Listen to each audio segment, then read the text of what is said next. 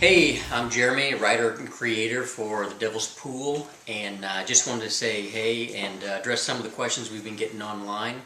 But before I do that, I just want to talk a little bit about The Devil's Pool. I know a lot of people have been seeing a lot of photos out there, and they're like, what the heck is this?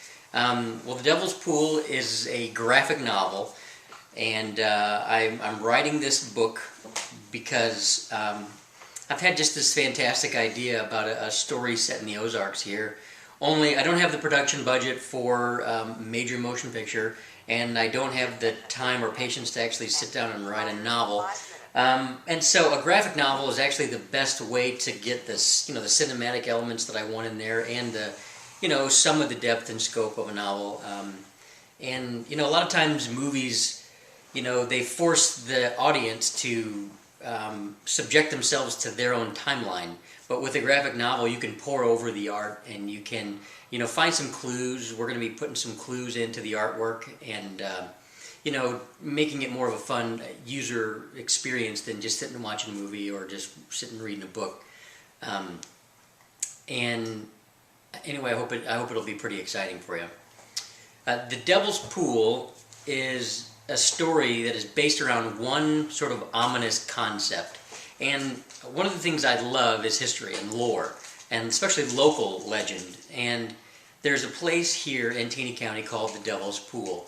And the Devil's Pool is an actual geological phenomenon. It's a hole in the ground, a big sinkhole. And people thought for years that it was a bottomless pit, hence the name the Devil's Pool. And they would throw rocks in it, and they would never hit. And they would take rope and they would drop it down into this hole, and they would run out of rope. And so when the gangsters kind of started coming down here from the Chicago area, here in Hot Springs and all that, they heard about this place, and that's where they kind of ditched the dead bodies, because they disappeared forever. Well, the truth of the matter is that it's actually an underground river, and the bodies got washed away, and it was just this sort of endless pit, but that's the reason why. And so I thought to myself, what if there was something else down there? What if it really was a bottomless pit? Or what if the pit actually was the Devil's Pool? What would you find down there? And if you jumped down in there or got thrown in there, what would happen to you? So that's basically what the story is about. I didn't just want to tell a story with a bunch of supernatural elements. I wanted to tell a story that was real, something that people would identify with. So the characters are actually, based in reality, based in our real world right now, 2012. The people aren't super people, they're not super athletes. It's not an amazing, U.S. Marshal or police officer. The main character is a paramedic whose family gets messed around by the influence and the power of this controlling group, an elite group of people who control the county, and our story sort of tells how he responds to that and how he has to take revenge and that sort of thing. And the neat thing about the story is that every character has to discover their own ability. Because I think we all have abilities that we're all trying to discover all the time. And, we're all being subjected to the influences of whatever's down there in the Devil's Pool. And, if we can learn how to harness that power or defend ourselves against it, then I think we'd all have richer lives. Let me get to some of these questions. I answered number one, what is the Devil's Pool about? You got that one. Number two, how do I get involved in this comic? Good question, and it actually leads me to something else I want to talk about.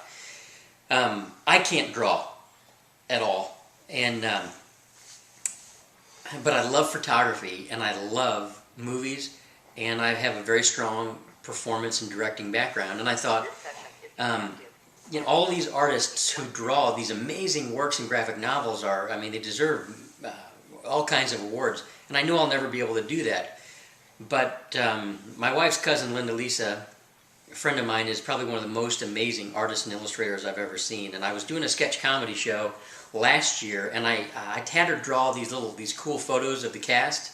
And the photos that she came, I took photos of the cast in these cool poses, and she came back with these most amazing pieces of art. She painted them, and she added her own, you know, illustrations to them, and I just thought, holy cow, that artwork inspired me to write this graphic novel. I mean, it's a story I've had in my head for years, but I thought, this is how I want to tell the story. And so basically what we're doing is I'm taking the best frames of a movie, and I'm shooting the photography, and I'm getting real actors to pose for, and I'm you know, using my ability to draw real emotion out of these people to tell a story, and then we're adding the artwork to that, and then we're adding the script to that. So it's 3 or 4 different kinds of art forms that are just, you know, merging together to form this. So I hope that that the combined passion and talent of all these people who are on board is really going to make this a cool project. And I've got Brian O'Neill on board. I met Brian in a show that I wrote years ago. Brian was playing the main bad guy, and I was playing the main good guy. And you know, we have some good chemistry. And actually, Brian doesn't know it yet, but I'm going to cast him in this this show here, and as one of the main bad guys. And it's gonna be cool. And I've worked with Brian professionally. Brian is the owner of Ozark's marketing group, and the guy does an amazing job getting the word out. And it works cross-industry wise too. I mean, I've worked with him in real estate and this, and also in live theater, and so I knew that if I was going to bring on a business development manager, it was going to be Brian.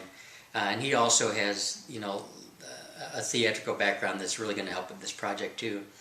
So, and then Chris Stanley is also my a co-author. Chris is just gosh, this guy is an endless source of ideas, and he's also a comic book enthusiast. And I needed somebody who had some industry expertise, you know. So this is a team, and I've got a lot of other people involved. I need actors, I need assistant photographers, I need interns, I need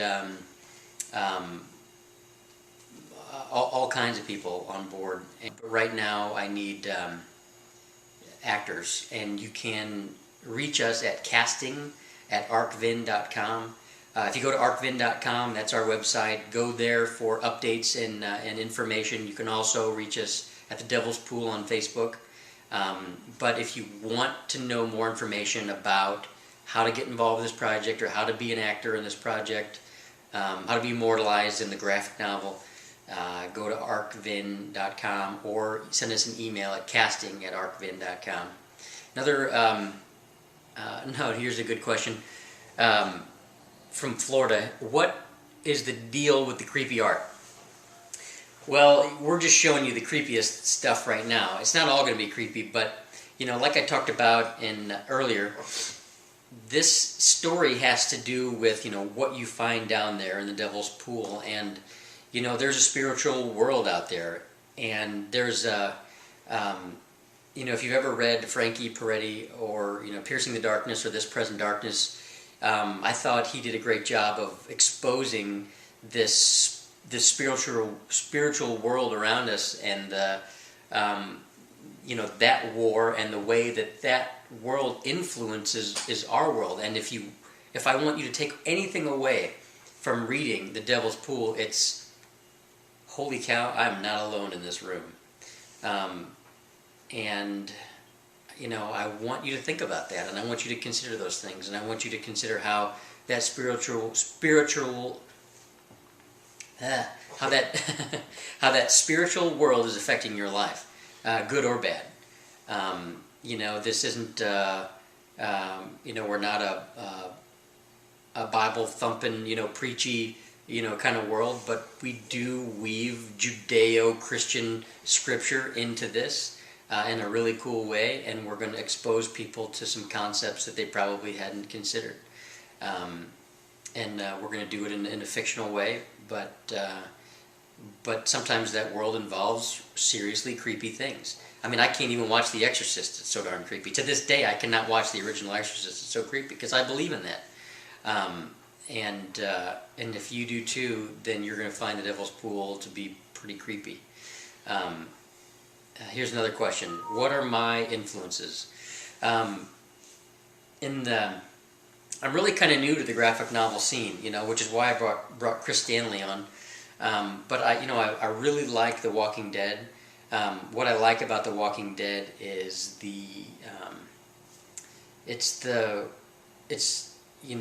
are no superheroes in The Walking Dead. Everybody's a real person and they deal with real problems.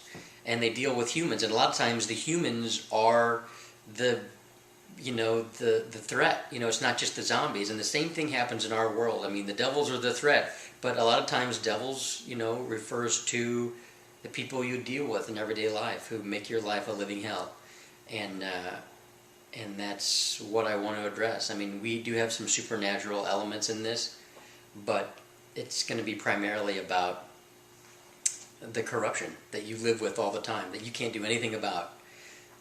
But what if you could? What if you had the power to be able to do something about it? That's what the Devil's Pool is about. So my influences there are anything that has to do with people rising up against, the machine. One of my favorite movies of all times is The Outlaw Josie Wales. Josie was a Missouri boy, and he and his family were... his family was killed, but he was injured, and so he joined up with a bunch of Confederates to go kill as many redleggers as he could, and so that's basically what's happening here. Only it's set in the backdrop of the sort of meth-infested Ozarks, and I've also really liked the adventurous feel of all the Indiana Jones movies, and what I like about that is that Indiana Jones is fighting, Nazi Germany.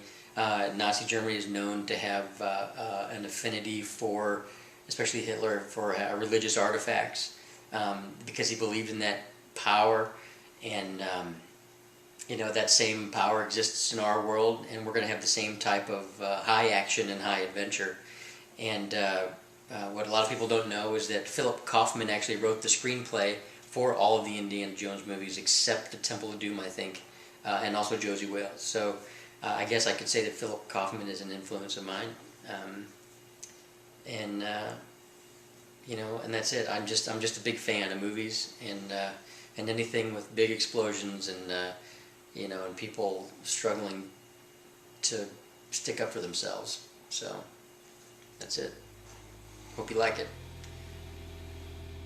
Hey, thanks for tuning in. We're going to do this again as often as possible. I'm going to try to keep you up to date with what's going on with the production. I know that we don't have a whole lot of content on the site right now, but we are working on it hard and fast. I mean, next Friday I'll be doing the photo shoot for the first 12 pages. We're laid out for basically almost the entire first book, and we're hoping to have the first book out by the end of the summer. And then we hope to produce something about once a month. So stick with us, get excited, stay involved with us as much as you can, and get on our lists, give us your email so that we can contact you when something comes out, and I promise we will. Thanks.